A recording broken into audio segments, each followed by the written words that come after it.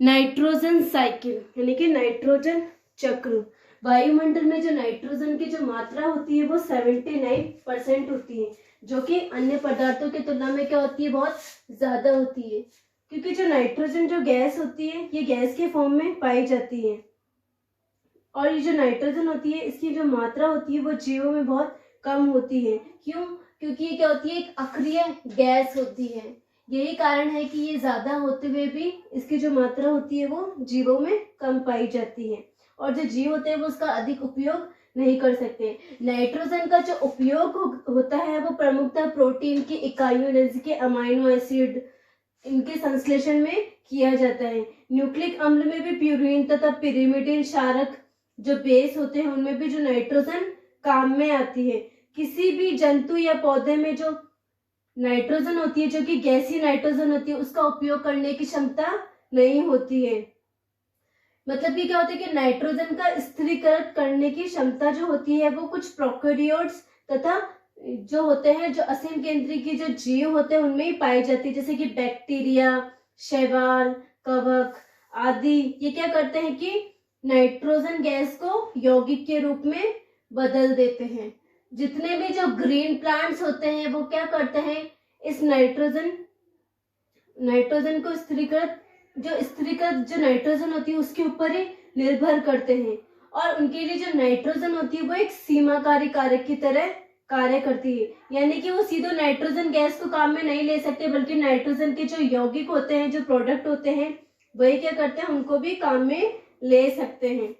सबसे पहले हम बात करेंगे कि जो एटमॉस्फेरिक नाइट्रोजन होती है यानी कि वातावरणीय नाइट्रोजन का जो स्थिरीकरण होता है वो किस प्रकार होता है, यानी कि फिक्सेशन ऑफ नाइट्रोजन स्थिरीकरण। नाइट्रोजन की जो कुछ मात्रा होती है वो लाइटिंग यानी कि बिजली के कड़कने के समय स्थिरीकृत होती है, यानी कि फिक्सेशन होती है। और ये जो स्थिरीकरण होता है वो इलेक्ट्रोकेमिकल फिक्सेशन यानी कि विद्युत रासायनिक स्थिरीकरण कहलाता है।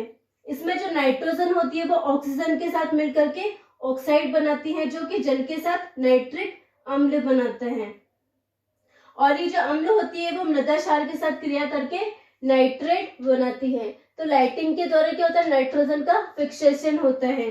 देन हम बात करते हैं कि नाइट्रोजन की जो अधिकांश जो मात्रा होती है वो क्या होती है कि जो असीम जो प्रोकैरियोट्स जो जीव होते हैं वो करते हैं। इनमें अनेक प्रकार के बैक्टीरियाज जैसे नील हरित शैवाल तथा कवक शामिल होते हैं। कुछ ऐसे होते हैं जो सहजीवी बैक्टीरिया होते हैं जो कि शैवालों की होती है, और उच्चतर पादपों में क्या पाए जाते हैं कि सहजीवी के रूप में पाए जाते हैं। जबकि कुछ बैक्टीरिया दूसरी श्रेणी में जो आते हैं वो होते हैं मुक्त जीवी बैक्टीरिया, जैसे कि नील हरित शैवाल। ये क्या होते हैं कि सहजीवी बैक्टीरिया तथा मुक्त जीवी जो बैक्टीरिया होते हैं वो क्या करते हैं, नाइट्रोजन का फिक्सेशन करते हैं। और नाइट्रोजन स्थिरीकरण की जो तीसरी विधि होती है वो होती है इंडस्ट्रियल यानी कि औद्योगिक विधि।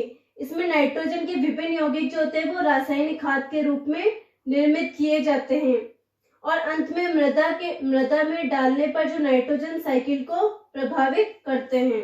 इस प्रकार देख सकते हैं कि नाइट्रोजन का इंडस्ट्रियल स्थिरीकरण यानी कि औद्योगिक स्थिरीकरण कहा जा सकता है। नाइट्रोजन के जो स्थिरीकरण के जो पद होते हैं वो एंडोथर्मिक होते हैं, यानी कि ऊर्जा शोषी होते हैं। यानी कि इनके लिए क्या होती है कि ऊर्जा की आवश्यकता होती है। ये जो कार्य होता है वो एक जी नाइट्रोजनेस तथा हाइड्रोजनेस एंजाइमों की मदद से किया जाता है। इसमें क्या होता है कि साइकिल से हम देख सकते हैं कि जो नाइट्रोजन गैस जो होती है वो सीधे क्या होती है कि प्लांट्स या किसी भी एनिमल्स को नहीं मिलती है, बल्कि जो नाइट्रोजन की जो आपूर्ति होती है वो नाइट्रेट तथा अमोनियम यौगिकों से होती है, और जो अमोनियम लवण जो होते हैं वो सूक्ष्म जीवों से मिलते हैं। सबसे पहले हम बात करते हैं कि जो नाइट्रेट होती है वो सीधे क्या करती है कि एसिमिलेट होती है लैंड प्लांट जितने भी होते हैं, यानी कि जो जो नाइट्रेट होती है वो पहले तो अमोनियम लवणों के रूप में या फिर नाइट्रेट्स के रूप में प्राप्त होती है। और इसमें क्या होता है कि जो नाइट्रेट होती है वो प्लांट्स को मिलती है, वो प्लांट्स जो होते हैं उनको एसिमुलेट करते हैं। इन नाइट्रेट यौगिकों को क्या करते हैं कि पादप जो होते हैं वो अपनी जड़ों द्वारा अवशोषित करते हैं। सहजीवी सूक्ष्म जीवों से प्राप्त व अवशोषित नाइट्रोजन यौगिकों का जो उपयोग होता है वो अपने प्लांट्स क्या करते हैं, उनके प्रोटीन बनाने में क्रिया करते हैं। और ये जो क्रिया होती है वो एसिमिलेशन यानी कि स्वांगीकरण कही जाती है। पादपों में क्या होता है कि नाइट्रोजन जो होता है वो अमीनो अम्ल तथा इनसे बने प्रोटीनों में बदल जाती है। और वहां से ये क्या करती है, जो नेक्स्ट जो ट्रॉपिक लेवल यानी कि जो जितने भी एनिमल्स होते हैं, उपभोक्ता होते हैं, उनमें चली जाती है। इन प्रोटीन्स का उपयोग जो होते हैं, क्योंकि जो प्लांट्स होते हैं उनके ऊपर जो जीव जंतु होते हैं वो डिपेंड करते हैं, तो ये जो स्थिरीकृत जो नाइट्रोजन होती है, जो नाइट्रेट होती है, वो इनमें चली जाती है। देन हम बात करते हैं कि मृदा में पुनः नाइट्रोजन यौगिकों का शामिल होना, यानी कि इनका अमोनिफिकेशन होता है। तो इसमें क्या होता है कि जंतुओं द्वारा जो उत्सर्जित जो पदार्थ होते हैं, जैसे कि यूरिन, जितने भी एक्सक्रीटरी वेस्ट होते हैं, या फिर इनके प्लांट टिश्यू या फिर एनिमल टिश्यू की इनका जो मृत जो शरीर होता है, सड़े गले जो पत्ते होते हैं प्लांट्स में, और एनिमल्स में भी इनका जो मृत शरीर जो होता है, जितना भी मल मूत्र या फिर पादपों के टूटे भाग, इनसे भी क्या होती है कि जो नाइट्रोजन होती है वो इनमें पाई जाती है, कार्बनिक यौगिक नाइट्रोजन के कार्बनिक यौगिक पाए जाते हैं। अगर इनमें उपस्थित जो नाइट्रोजन है अगर वापस नाइट्रोजन साइकिल में अगर प्रवेश न करे तो ये जो साइकिल होती है वो अव्यवस्थित हो जाएगी, जिसकी वजह से क्या होगी कि जो नाइट्रोजन होती है उसकी कमी हो जाएगी। लेकिन ऐसा नहीं होता है, क्योंकि इन यौगिकों पर क्या होता है कि कुछ बैक्टीरियाज होते हैं, मृत जीवी बैक्टीरिया हम जिनको कह सकते हैं, वो क्या करते हैं, और शैवाल क्या करते हैं, इनको क्या करते हैं, इनको अमीनो अम्ल तथा अमोनिया में परिवर्तित कर देते हैं या अमोनियम यौगिकों में तोड़ देते हैं। इसके लिए कुछ एग्जाम्पल है, जैसे कि बैसिलस सबस्टिलिस तथा बैसिलस मिसेंट्रिकस। ये क्या करते हैं, अमोनिफिकेशन का कार्य करते हैं। ये क्या करते हैं कि अमोनिया का फॉर्मेशन करते हैं, अमोनिफिकेशन का कार्य करते हैं, अमोनिया या अमोनियम लवणों का कार्य करते हैं। इसके अलावा कुछ वॉल्केनिक एक्टिविटीज होती है, उनसे भी क्या होता है कि अमोनिया का फॉर्मेशन होता है। देन हम बात करते हैं कि अमोनियम आयन या अमोनिया से क्या होता है कि नाइट्रेट का फॉर्मेशन होता है, यानी कि नाइट्रेट में परिवर्तित होता है, नाइट्रिफिकेशन हम जिसको कहते हैं। बहुत से प्लांट्स ऐसे होते हैं जिनमें कि सहजीवी बैक्टीरिया नहीं पाए जाते हैं, यानी कि मृदा में हम यूं कह सकते हैं कि जो मुक्त जीवी नाइट्रोजन स्थिरीकृत करने वाले सूक्ष्म जीव नहीं पाए जाते हैं, तो उनको क्या कहा जाता, तो उनके लिए क्या करा जाता है कि कृत्रिम रूप से उनको रासायनिक खाद दी जाती है, जिसके अतिरिक्त वो क्या करते हैं कि मृदा में उपस्थित जो नाइट्रेट होता है उनका यूज कर लेते हैं। इसके अतिरिक्त नाइट्रेटों का जो तीसरा स्रोत होता है वो नाइट्रीकरण करने वाले जो सूक्ष्म जीव होते हैं, नाइट्रिफिकेशन का जो कार्य करते हैं। ये क्या करते हैं, अमोनियम लवण या अमोनिया को सबसे पहले नाइट्राइट में बदलते हैं और फिर नाइट्राइट से कुछ इनको फर्दर नाइट्रेट में बदलते हैं। ये जो कार्य होता है वो दो पदों में होता है। नाइट्रोमोनास जैसे बैक्टीरिया होते हैं वो क्या करते हैं, अमोनिया या अमोनियम लवणों को नाइट्राइट में बदल देते हैं। और फिर नाइट्राइट के ऊपर भी कुछ बैक्टीरियाज होते हैं जो इनके ऊपर कार्य करते हैं, जैसे कि नाइट्रोबैक्टर, नाइट्रोसिस्टिस। ये क्या करते हैं, नाइट्राइट्स को नाइट्रेट में परिवर्तित कर देते हैं। देन हम बात करते हैं डीनाइट्रिफिकेंस, यानी कि नाइट्राइट यौगिकों का वापस पुनः नाइट्रोजन में परिवर्तन। इसको विनाइट्रीकरण या डीनाइट्रिफिकेंस कहा जाता है। अनेक प्रकार के जो बैक्टीरिया होते हैं वो नाइट्राइटों को पुनः नाइट्रोजन में परिवर्तित कर देते हैं, तो इस क्रिया को डीनाइट्रिफिकेंस कहते हैं। इसमें जो बैक्टीरिया जो काम करते हैं, जैसे कि थायोबैसिलस डीनाइट्रिफिकेंस, स्यूडोमोनास डीनाइट्रिफिकेंस और माइक्रोकोकस, ये सब क्या करते हैं, डीनाइट्रिफिकेंस का कार्य करते हैं। और ये क्या होती है, एक स्थिरीकरण के विपरीत अभिक्रिया होती है। वस्तुतः तो देखा जाता है कि जो नाइट्रेट यौगिक होता है वो तीव्रता से निक्षालित होता है, यानी कि लीच आउट होते हैं। और इस कारण ये क्या करते हैं कि इस तीव्रता से क्या करते हैं कि ये जल के साथ अंतःसंचित होकर अवसादी यानी कि सेडिमेंट में शामिल हो जाते हैं, या कि बहाव के साथ समुद्र में मिल जाते हैं। और अगर यही क्रम जारी रहा ना, तो जितने भी जो नाइट्रोजन होगी वो नाइट्रेट के रूप में बंधकर सेडिमेंट में कहीं खो जाएगी, और जो नाइट्रोजन जो होती है वो पुनः और नाइट्रोजन की क्या होगी, कमी होती जाएगी। तो इस प्रकार क्या होता है कि विनाइट्रीकरण करने वाले जो बैक्टीरिया होते हैं वो इसमें अपनी भूमिका निभाते हैं, वापस क्या करते हैं, नाइट्रोजन में परिवर्तित कर देते हैं, और जो नाइट्रोजन होती है उसको नाइट्रोजन चक्र में प्रवेश करवा देते हैं।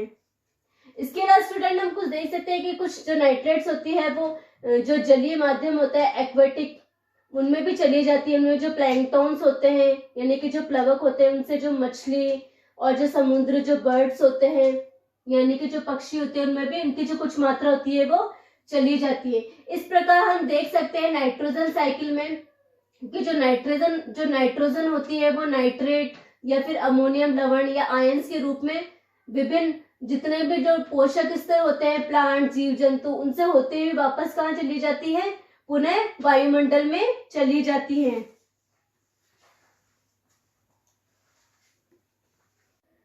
नाइट्रोजन साइकिल देखने के बाद अब हम बात करेंगे फॉस्फोरस साइकिल के बारे में, यानी कि फॉस्फोरस चक्र। फॉस्फोरस जो तत्व जो एलिमेंट्स होता है उनकी जो आवश्यकता होती है वो जितने भी ऑर्गेनिजम्स होते हैं, जितने भी जीव होते हैं, उनके न्यूक्लिक एसिड यानी कि डीएनए तथा आरएनए बनाने, फॉस्फोलिपिड के संश्लेषण में तथा एटीपी के संश्लेषण में यानी कि एडिनो ट्राइफॉस्फेट, इन सब के में क्या होता है कि जो फॉस्फोरस होती है उसकी आवश्यकता होती है।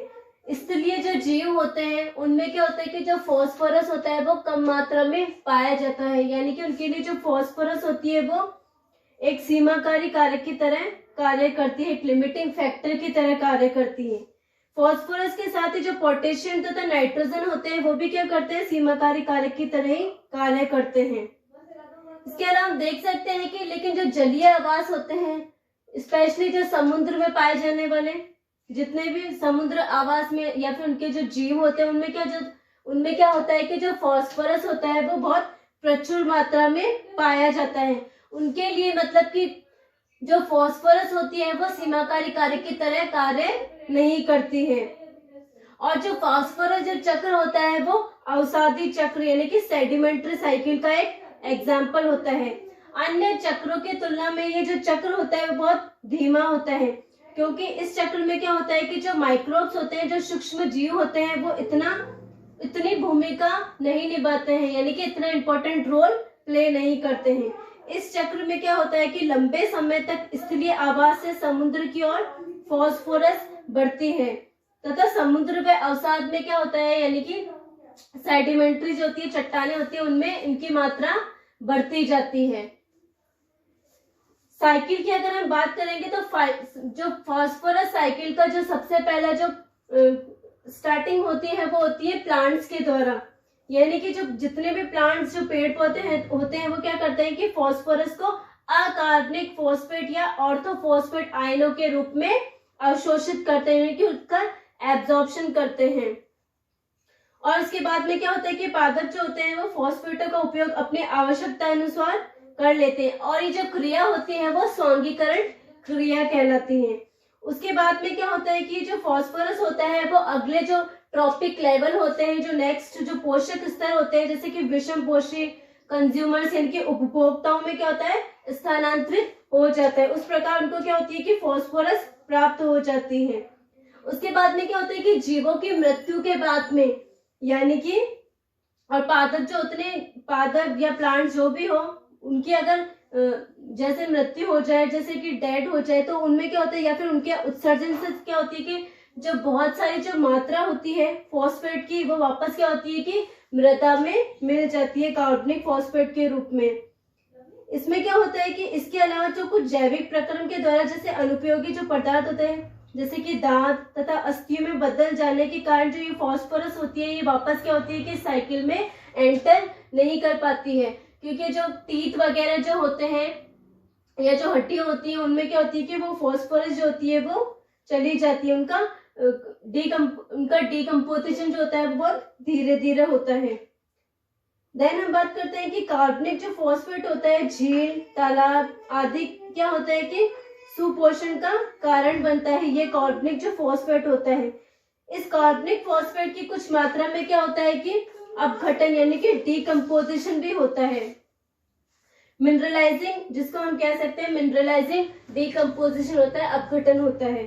इस कार्य में क्या होता है कि जो बैक्टीरिया होते हैं वो इन्वॉल्व नहीं होते, लेकिन कुछ प्रोटोजोन्स तथा कुछ अन्य जो होते हैं मल्टी सेल्यूलर यानी कि बहुकोशिक जो होते हैं वो इस कार्य को पूरा करते हैं। और इस प्रकार से हम देख सकते हैं कि ये इसका साइकिल चलता रहता है। विभिन्न मार्गों से जो मृदा तक पहुंचे जो फॉस्फेट होते हैं वो बराबर मात्रा में क्या होता है कि पुनः जो होते हैं प्लांट्स को नहीं मिलते हैं, बल्कि ये अपक्षय तथा निक्षालन के कारण क्या होता है समुद्रों तक पहुंच जाते हैं।